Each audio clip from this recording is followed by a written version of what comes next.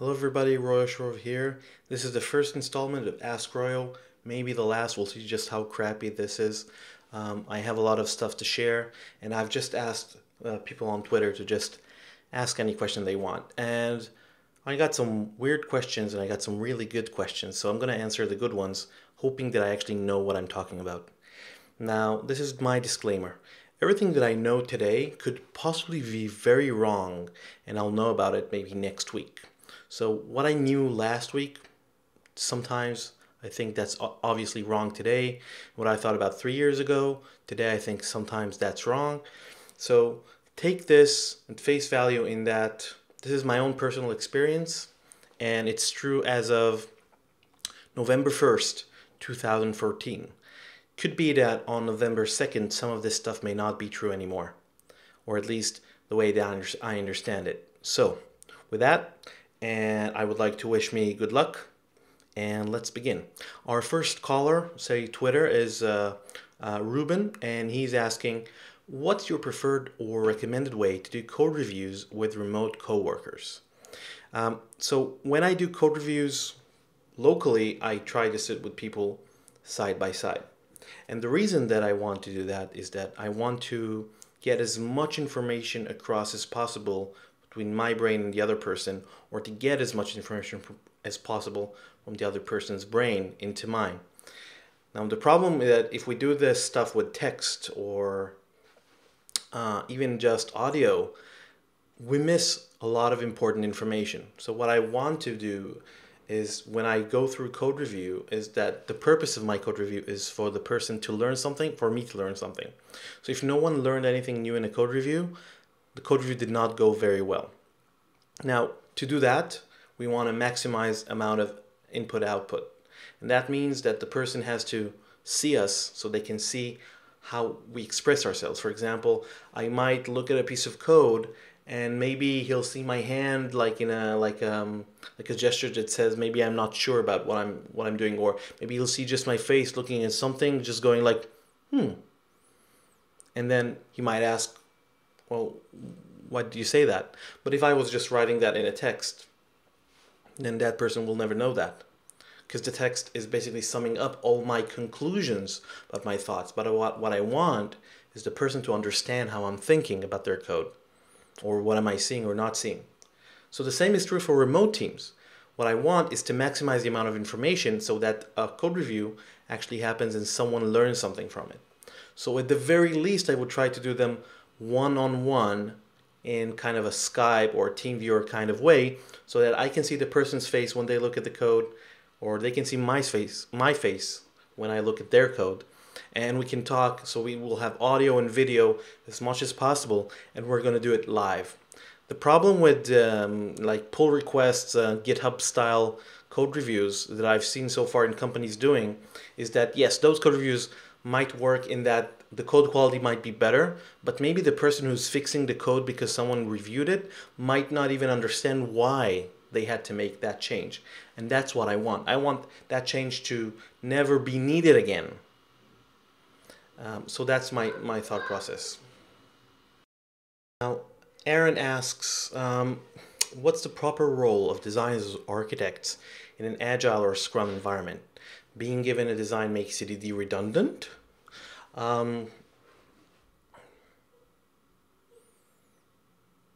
Something's weird about this question. The proper role of designers or architects in an agile scrum environment. Being given design makes TDD. Okay, so if I understand correctly, Aaron is thinking that if you do have designers or architects that do provide an initial design, TDD becomes redundant, because Aaron assumes that TDD is just about design. And TDD is definitely about design, but I don't think it's only about design. And also, when we talk about the design that TDD provides, I think that actually TDD, test-driven development, provides a lot of value, even or sometimes especially when you do have an initial design in mind. So the only thing that we want to make sure is that designers/architects work in two ways. First of all, they provide a design that gives us building blocks, but they don't provide too much of a specific design, but they allow us to paint inside it in a TDD way. So we can build a specific component in a test-driven way where the designers might only say that the component has to live up to these specific sets of tests or specific sets of scenarios. They can say, this is the performance requirement, this is the whatever threading requirement, but we can still do test driven on a specific component as long as the design is not too specific. It doesn't paint us into a corner, which is, I think, is usually the wrong thing to do. Now the second thing that I'd like to approach is the fact that what's the proper role of designers and architects in an Agile Scrum environment. The way that I see it, the proper role of designers and architects is to make themselves unneeded, unnecessary, in that everybody can become a designer slash architect. So the designers or architects are not a bottleneck or the only person who can give a design. And that's very important because we're talking about agile teams. They're supposed to be self-organizing, and that means that there is no bus factor. And a bus factor, if you don't know what that is, a bus factor is calculated as the amount of people who have to get hit by a bus for the team to stop functioning. So architects sometimes by definition are a bus factor of 1, in that they're the only ones who are allowed or expected to give a specific answer about specific design. So what I'd like to see architects and designers do is, instead of just give designs, is to design something with the team so that the team learns how they think. So that the team can learn about design issues and think about design while doing test-driven development. So at some point, the initial work of creating a design by someone else will not be needed. Maybe the team member themselves can create a design and that's it. Maybe that's 2 years from now, but they have to learn. So again, the way I feel about anyone who's an expert, supposed to be the only one giving a specific amount of advice, is that they should teach others how to think like them and make themselves unnecessary. And by that, they go up one level higher. They become people who make experts instead of just expert advice givers. So definitely TDD is not redundant, especially if you give a design that allows flow inside it, and it's not too specific. And the designer slash architect shouldn't be just giving the design away. They should be teaching people how to make their own designs, challenging them to make designs, coaching them into learning new things. Okay, so G. Dudek, Gregorus, Grzegorz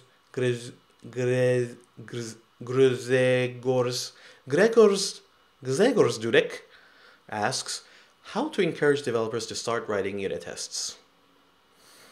You don't. I'm sure you tried, and maybe people even said, yeah, that's great, and then they didn't do it anyway. Maybe people said, yeah, I don't agree, and then you didn't know why. Here's the thing. When we try to convince other people to do something that we think is the right thing, sometimes, most of the time, we look at only 2 things, and that is, do they actually want to do this? And then we try to just convince them. And the second is, can they actually do this? And then we send them to a course. But there are at least 4 other factors, which I usually go through in my Notes to Software Team Leader book and in my team leader classes. Well, I go through 4 other ideas of what to look for and how people behave. And the basic idea is that there's a book called Influencer. Just Google it. Influencer, the power to change everything, or the power to change anything. It's written by a group of people. And one of the key phrases that I got from that book is that for every behavior you see, the world around that person is perfectly designed for that behavior to happen. So if you see a person not doing unit tests, even though they've learned how to do it, and you know they know, and you think they want to do it, maybe you should look at other reasons. And those reasons can include 4 other things, usually in the checklist. And that is peer pressure, or team social ability and social motivation. And that is, the difference is that social ability is how people react when you do something. Like they react badly and you feel like an idiot, so you're going to stop doing it. Or how do people that you respect and follow, how do they work? Do they work the same way, or do they pull you towards unwanted behaviors? For example, there's another person that you or an architect you really respect, and that architect thinks that unit testing is just a horrible idea, and you respect that person a lot, and you think that's and you believe that what he says is true. So if you wanted to convince someone, maybe an idea is that you can get a person that you know that they respect, and you know that they agree with what you have to say. Let's say unit tests are a good idea. You get that person that other person respects to say that unit tests are a good idea. It might actually change their mind quite easily, and it's very common. I mean, when I discuss stuff with my wife, I'm gonna say discuss what I mean that let's say we argue a lot, and we argue about something, and then like we could argue about it for 2 hours, and then our friend is sitting next by. We'll just ask him, hey, what do you think about that or the other? And my friend might say, oh, I perfectly think that's true. And then my wife will be like, oh, well, I guess it's okay then. And that always bugs me, but it just shows the power of what happens when you hear something from someone that you truly actually respect. That did not come out as I expected. Anyway, the two other reasons, we had social ability and social motivation. Now let's talk about environmental ability, environmental motivation. Even if the people around you are all like, yeah, good when you're writing unit tests, and the people you respect also want to write unit tests, you could still not be doing unit tests because you could have environmental motivation. Let's say that's the company reward and punishment system for doing unit tests. So you have to think, is that person going to make more money at the end of the year by not writing tests? Maybe because they're doing multiple projects. Maybe they get more recognition by getting stuff done faster instead of better. So you have to really watch out for what is the company culture, motivation, reward system for doing a specific amount of work. And if you don't change it, nothing will change. And even if the company rewards writing unit tests, maybe this person might still not write unit tests because then you have company or environmental ability. That is, what's the physical ability for you in the company to do something? For example, you want to write unit tests, but you don't have a build server. You don't have a budget for that. And that's an example. Another example, you want to do pair programming, but the table that the company has for you set up is like one of those corner tables that you only get like this round space just for your belly to sit in. And then no one can actually pair with you. You have to like sit behind you and like look like this behind your back, and that's just weird. So sometimes you want to get stuff done, but the physical environment actually stops you from doing it, and you want to change that. Now, so the key idea is that you have these 6 things: personal ability and personal motivation, social ability and motivation, and environmental ability and motivation. And you might have 2 or even 3 or 4 factors working against that specific behavior you want to happen, and you have to fix all of them for that behavior to actually change. So I highly recommend reading that. I also covered it in my book, Notes to Software Team Leader, but the book Influencer is just really great. So that's that. Okay. Yuri is asking, can you tell us about examples of homework for team members, how it should be organized? So I think he means homework in that sometimes I teach people that when I work with people that and when I coach them about specific skills I want them to learn, I might give them like homework, and that homework is something that is not part of their day-to-day work, but it could still be done during day-to-day work. For example, I used to have a person who was really negative, so the homework that I gave him when I was coaching him was that he's allowed to say the word no more than 3 times a day, and send me an email at the end of every day on when he said no and when he said yes. Anyway, so one day he sends me an email, and in the email he says, today in the stand-up meeting, I really, really wanted to say no, but I saved it. I saved it for the meeting at lunch that we're going to have, because it's going to be a really important meeting, so I saved my no for the really important stuff. And that was exactly the skill I wanted him to learn, to choose his battles. Now, of course, all this sounds really weird and quirky, but the idea is that the person is being coached. It's not going to get fired if he doesn't do these things. This is someone who wants to get better at something. He knows he's missing a skill. And so I was just working with him. And the email was not to degrade him in any way. It was basically to remind him. And it was okay. It was very interesting. And that person did learn a lot of interesting skills. Now, the way that I organize these things is that I try to just have one kind of homework per person per time. So a person is not going to have, I'm not going to try to challenge a person on multiple skills at the same time, because then life just becomes too difficult. What you do want is to organize a skill probably in a space of a week up to, let's say, 8 weeks, where the person learns something such as touch typing, a skill of working in a company, in a team. For example, a person who's really shy could have homework such as you have to say at least one public something in a stand-up meeting if that person always hates speaking, etc. So you can organize it one thing per person, no more than that.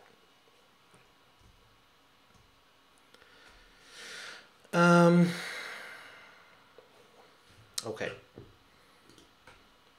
Jethro asks, how big should your team be before you need a team lead? Well, one is obviously you are the team lead. Two, you might already want a team lead at 2 or not. It really, I think it depends on the state of the team. For example, if your team is just in horrible survival mode, you have no idea what to do, your team needs some leadership, someone who can actually make a decision and pull the team out of survival mode into learning mode. So if your team is overcommitted, a team leader might have more of a mandate to ask for more time or to say that you need more time. It really depends on the culture, because for example in Scandinavia a lot of the teams are just very flat. There are no team leaders or very little team leaders. In the US, what I'm learning here is that the hierarchy is very, very important. In Israel, hierarchy is very, very important. So you do need someone who's like, not promoted, but someone who's explicitly a leader. So sometimes it's about breaking bureaucratic barriers. Sometimes it's because nobody else knows better. Sometimes you don't need a team leader, actually. For example, a team of team leaders doesn't need a team leader. They're just probably self-organizing already. So I don't think it's a matter of size. I think it's a matter of amount of skill that the team has to deal with the current reality that's in front of them. They don't know how to deal with the current reality. Let's say a person keeps coming in, changing requirements, not knowing what to do about that, or the fact that reality changed. They don't know how to deal with the fact that they're overcommitted. Things like that. Those are signals that usually that a team could use someone who's a team leader to help out of that chaotic situation. I think we have one last one, or almost last one.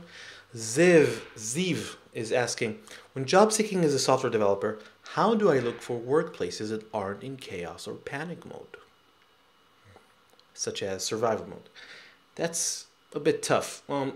So first of all, maybe you do want to find those places that are in survival mode if the job you're looking for is as a team leader, because then you have your work cut out for you, and it's really easy to make differences in places where everything is really horrible.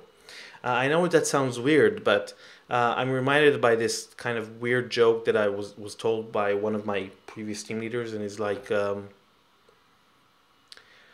shoe salesman is sending his 2 best salesmen into Africa, and he's saying, I want to see what type of shoes we can sell there.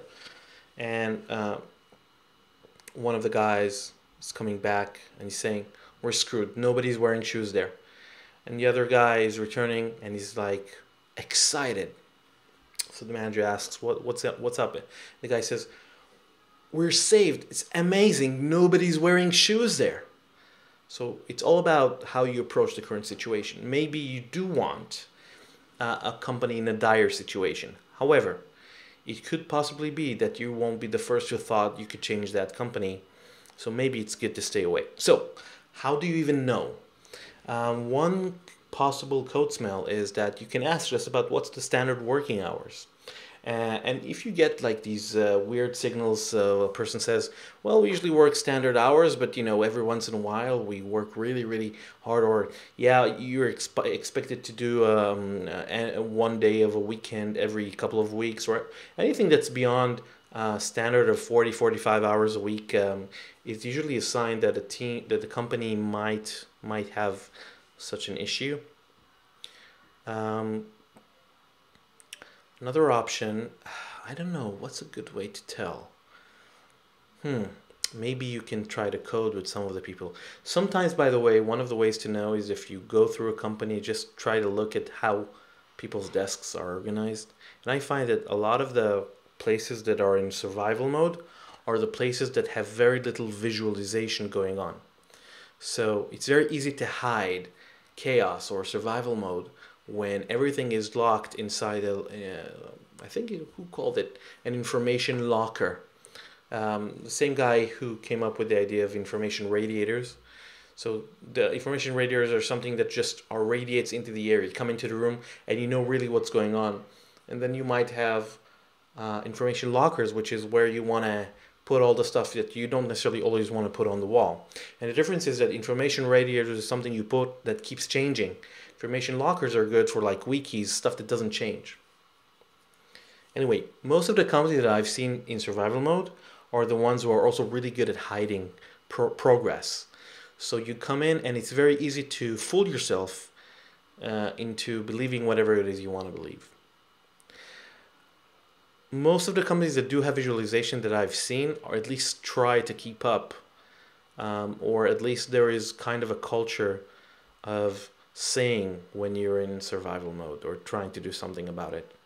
It's not always true, but I think that might be a good sign. I can't think of other signs except you look through the company and see people just wanting to kill themselves or something, just looking at the desk like Neo at the beginning of the Matrix or something. If you know some developers who work there, you can ask. Okay, next one and last one. Matt Hirsch is asking, how do you show the benefits of writing test first versus after the code is written? Well, test first versus after. Well, usually when I teach my 5 days test-driven development class, I sometimes do this experiment. I ask half the class to write the tests after and half the class to write the test before on a specific exercise. And it really depends. Sometimes the exercises are too simple, so it's hard to see the benefits, I guess, over a short time. So I haven't been able to show the benefits in such a small time. But when I go through the string calculator kata in a test first manner with the whole class, and then at the end of the day I would ask the class, what if you wrote all the code and then wrote all the tests? 100% of the class agrees that the code would have been longer and the code coverage might have been less. So the code would have been more difficult to understand. I'm afraid of trying to do that for a whole day, just get a person just to write just a string calculator, just standard, and then write tests for it. Because then that person would have wasted a full day of my class not doing TDD just for the benefit of me doing an experiment over them. So it might be interesting, but I might also have like a non-happy customer, so not a good idea. Still looking for a good way how to show that. I definitely have, there's definitely anecdotal evidence that this stuff happens, but it's hard to show without a long period of time. If you have the ability and you can experiment doing the same thing with one team doing it test after and one team doing it test first for, let's say, a couple of days, and it's a non-simplistic code base, it might be very, very simple to show. But if people are paying you to learn TDD and you're forcing them not to do it, might be a problem for me. So maybe my hands are a bit tied. Anyway, good questions, everyone. So that was it. The first, and hopefully not the last, Ask Royo. If you do have more questions, just tweet Ask Royo. And whenever I have a free weekend and free time for my kids here in New Jersey, I'll be more than happy to try to answer some of the stuff. So thank you very much. Have a good day, have a good week, have a good year, and may the force be with you.